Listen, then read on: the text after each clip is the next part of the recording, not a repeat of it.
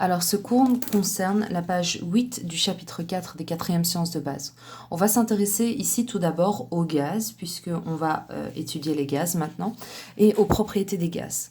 Dans l'état gazeux, ce qu'on peut observer, c'est qu'on a de grands espaces vides entre les molécules. Ici, parmi les propriétés des gaz, on a qu'elles n'ont pas de forme propre, d'accord? Vous êtes d'accord avec moi que ce stylo a une forme propre et un volume propre, d'accord? Ici, le liquide, il n'a pas de forme, d'accord? Vous êtes d'accord avec moi? Mais par contre, il a un volume, d'accord? Il a un volume, mais il n'a pas de forme, d'accord? Tandis qu'un gaz, il n'a ni forme, ni volume, d'accord? Pourquoi est-ce qu'il n'a pas de volume? Parce qu'on peut le compresser. Par exemple, le peu de gaz qui est présent dans cette bouteille, je peux le compresser, d'accord? Et vous voyez que je change le volume. Petit volume, grand volume, petit volume, grand volume. Donc il n'a ni forme ni volume propre un gaz. Et dans un gaz, les molécules sont en perpétuelle agitation. Elles bougent tout le temps. Alors ici, on va revoir une notion qui est connue normalement, qui est la pression. La pression, c'est quoi? C'est la force divisée par la surface. Si j'exerce ici une pression, vous voyez qu'avec mon doigt, j'exerce une force sur une surface donnée.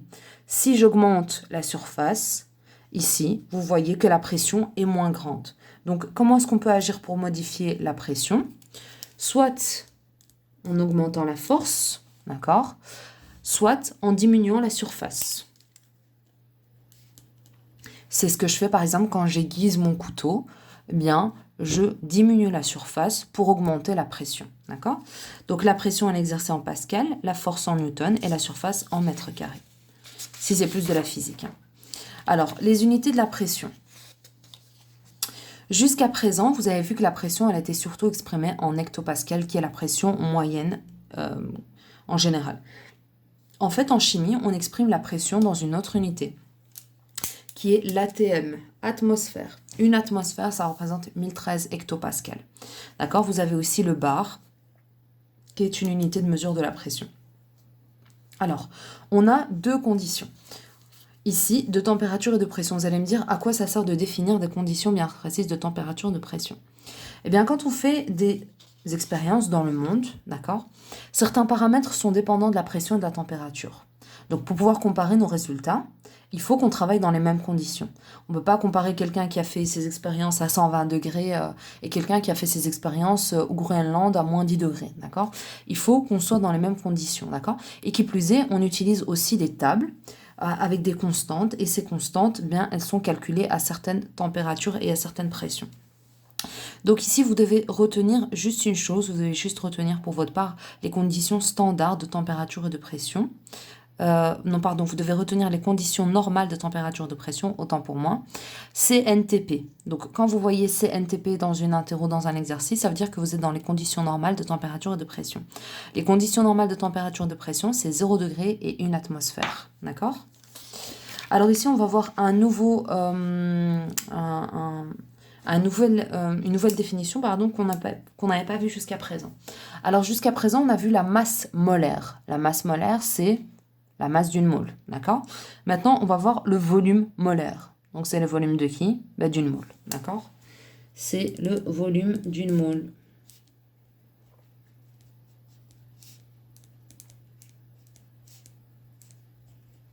Donc c'est très simple. Le volume molaire ici, son équation c'est quoi? C'est V sur N. Donc ça, c'est le volume. Ça, c'est le nombre de moles. Comme d'habitude. Et ça, bien sûr, ça va être le volume molaire. Alors, le volume molaire, il est exprimé, on va trouver l'unité. Le volume, c'est en litres. Le nombre de moles, c'est en moles. L'unité de cette valeur reflète l'opération mathématique qui a servi à la faire, c'est-à-dire des litres divisés par des moles. Et voilà une nouvelle formule très simple. Alors ici, on va s'intéresser au volume de n'importe quel mole de gaz dans les conditions normales de température et de pression. Vous vous rappelez, CNTP. Alors ici, on a pris une mole. D'accord? À chaque fois, une mole de dihydrogène, une mole de diazote et une mole de dioxygène.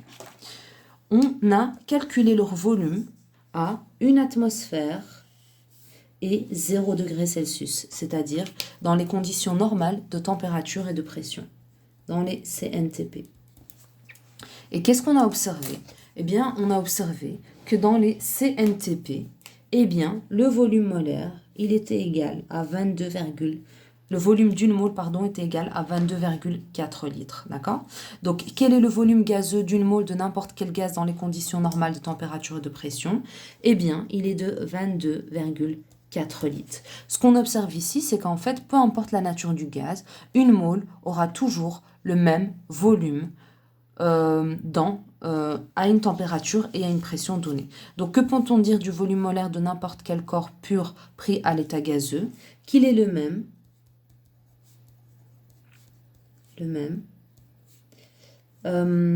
aux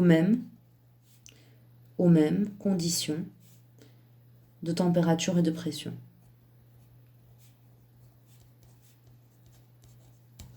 Donc, si on prend une même température, une même pression, et si on prend une mole, eh bien, elle fera toujours 22,4 litres. Comment va évoluer le volume d'un gaz en fonction de la température? Donc, ça, vous ne pouvez pas y répondre, mais moi, je vais vous le dire. Donc, qu'est-ce qui se passe, par exemple, on peut imaginer par rapport à une montgolfière. Quand on fait chauffer une montgolfière, qu'est-ce qui se passe? Eh bien, le volume du gaz augmente, d'accord? Donc, comment va évoluer le volume molaire? Donc, quand T augmente, alors le volume molaire va augmenter lui aussi.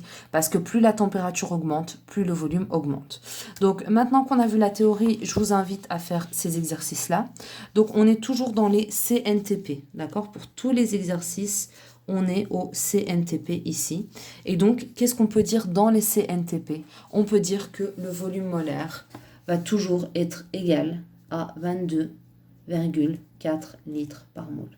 Donc, je vous invite à faire ces exercices et ensuite à venir à la vidéo suivante pour voir le raisonnement. Donc, faire les exercices par pages 11 et 12.